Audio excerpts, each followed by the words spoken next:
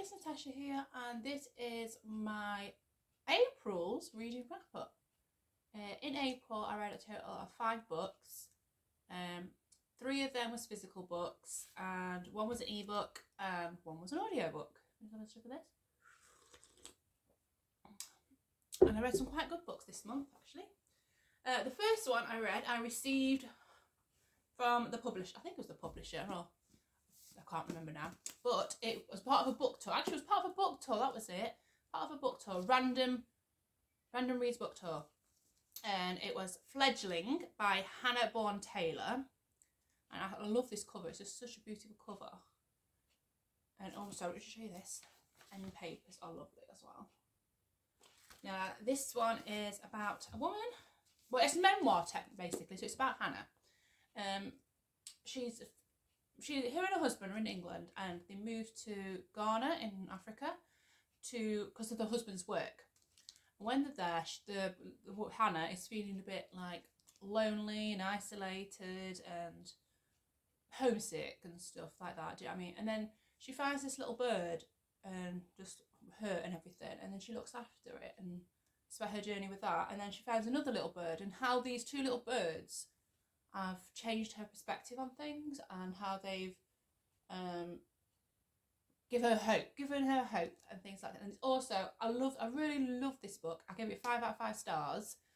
The way the writing is amazing. It's just so descriptive, and it's just beautiful. The way she describes things, the way she describes the nature and everything, you can really picture it and really feel like you're there. I just really love this one. And yeah, one of my favourite reads of the year so far, I think. So 5 out of 5 stars for that one.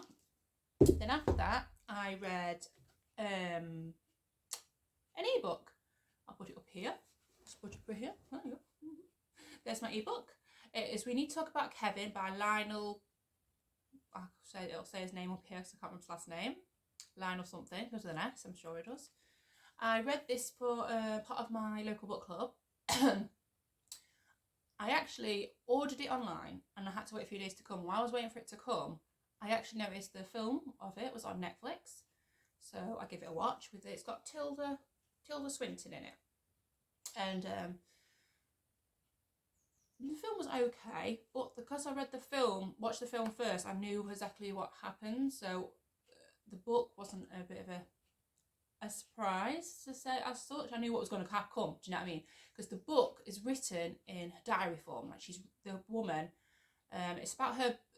I'll start with it's about first. It's about this woman, Eva, and her teenage son has just committed mass murder at a school, and it's how she's coping, how she coped, her journey with him, how she brought him up, and how she thought he was different from a baby. She never had a special bond with him. She found it struggled all of her life to bond with him, and how he had problems from a young child, but nobody would really listen to her. Everything said it was just her. And then afterwards, he is in jail in a juvenile detention centre, and how she is still going to visit him, and how her life is after the events of the school shooting. And she tells it in letter form to her husband, Franklin, and how she feels and everything like that. And there's a bit of a twist at the end, which is really good. And I really found the book hard to get into because the sentences was I think the sentences were very long, and they were she started describing things. As she was walking through a house, she was describing every colour of the pillows, the cushions, the ornaments, and I was like, I don't need to know all of it. I can just get a picture of what it's like, but not into every single detail of everything that is in your house. I gave the book 3 out of 5 stars. I wish I did read it before I watched the film, and I think I might have been, well, in a way, I would have probably DNF'd it because of the writing, because I didn't like the writing style. But the only reason I did carry on listening to it, reading it, was because I knew what were coming. But if I knew, it's hard to explain, but then if I didn't watch the film, the ending bit, the twist bit, would have been more surprising and made sense out of the whole book and the diary entries, if that makes sense. I'm glad I read it because it was on one of my books to read, my TBR list. My TBR list is like about 500 books now. Absolutely ridiculous, but that's one ticked off. But can't talk now. 3 stars for this one. And after that one, I lent a book from the library, my local library. I nipped down with my son Aaron, and I thought, oh, I haven't had a book from the library for ages. Mainly because I've got too many books upstairs in my bedroom that need to be read. But I thought, I don't want my library to shut. I do not want my local library to shut, so I am going to participate and get a book. So I picked Ready Player One, which has also been on my TBR list for forever. I've watched the film, and I really liked the film, but the thing is, I watched the film so long ago. I only watched it once. I watched it so long ago that I can't even remember what even happens in it. So reading this book, I really enjoyed. It's about this boy, Wade. I can't remember his last name now. Wade something, and it's in the future. So I think it's like 2046 or 56 or something like that. And it's like this Oasis. Oasis is like a virtual online game thing, like another reality. Most people spend the time in there. People have got jobs in there. People go to school in the virtual reality thing instead of actually physically. Physically, he lives in a broken down little trailer thing like this one. We're all piled on top of each other.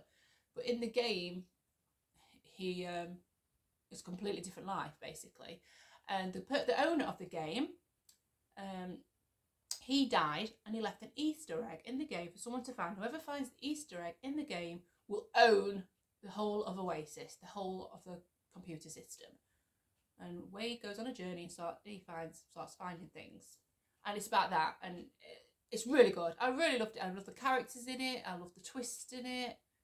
I love 80s references in it. There's a lot of 80s references in it. If you love the 80s, you will love all the references in it. Some of them I didn't know because I was born in 85. I knew a couple of them, but not loads of them. But I really love this, and I enjoyed it, and I gave it 5 out of 5 stars. And I cannot wait to rewatch the film. I was looking for it again to see if it was on the Netflix or anything, but it's not on. I have to pay for it, and I'm not paying for it. Wait till it comes on. But anyway, so they're 5 out of 5 stars for that one. Then after that, I read Gallant. I got this from Illumicrate, this edition from Illumicrate, and it's such a beautiful edition. Let me just show you the edges. I just love that. There's the bottom, and there's the top. I'll even show you inside.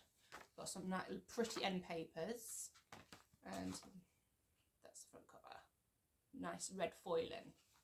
Anyway, I thought this was an adult book. It's supposed to be like a gothic horror. So I went into it thinking it was an adult book. But it's not an adult book. V.E. Schwab, she describes it as suitable for everyone. So middle grade, young adult and adult. But to me, this read more middle grade. I felt that the girl we follow is 16. At first I thought she was 14, and quite a lot of people who reviewed this thought she was 14 too. But she's actually 16. And she is living in a girls' home for orphans, and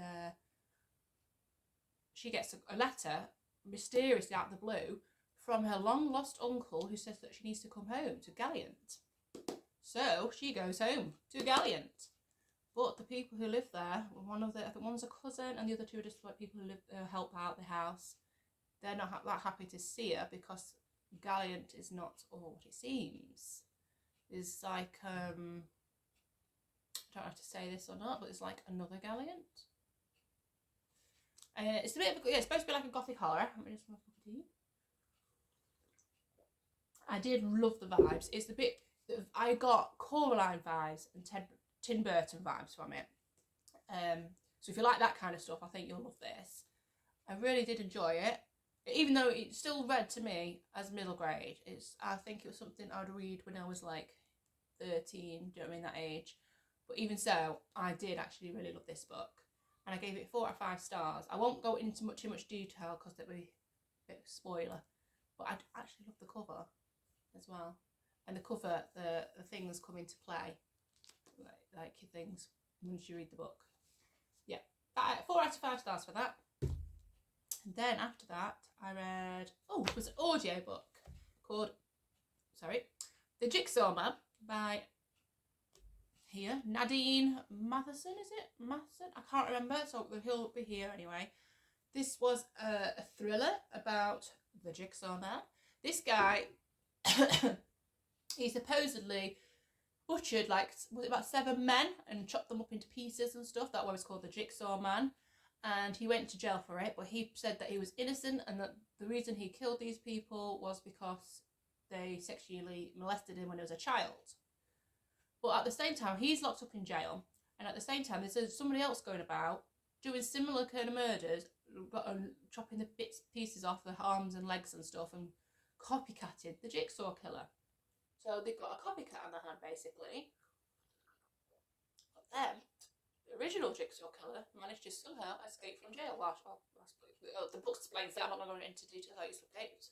But yeah, he escapes from jail, and then the more murders happen. And is it the Jigsaw Killer? Is it the copycat? What's going on? It's quite a long book. I think it was quite a long book. I did enjoy this one. It was good. There was some bits that flew over my head. Maybe because that was just me with being audiobook and I just zoning out sometimes. But yeah, I quite enjoyed this one. It's quite brutal and graphic, so if you don't like things like that, I would not read this, but I loved it. I give it 3 out of 5 stars. It was a good thriller. I have read better, but I really did enjoy this one. So yeah, 3 out of 5 stars for that one. And that's it for my April reads, which to me, 5 books is a little bit disappointing because I had 2 weeks off term holidays and I did no work. I just chilled out and relaxed, and I thought I was going to get loads of reading done, but it didn't happen. I just had so much things going on in life, basically, driving the kids around and things like that, keeping my house tidy, cleaning up after them. So I'm hoping May be better, but I doubt it. But yeah, 5 stars, 5 books, which is, I think that's 5 stars. 5, I can't talk again. 5 books is about average for me. And I was going to do his readathon, which was on the 30th of April. And I did read 3 chapters of a book, and then me and my husband went out for a walk. And instead of like coming back home and carry on reading, we ended up at the pub. It's the first time I've been to the pub, like, me and him for like a year or so. And then we ended up there all day. So no reading done, but I did deserve it because I have been feeling down lately and I did deserve a day out.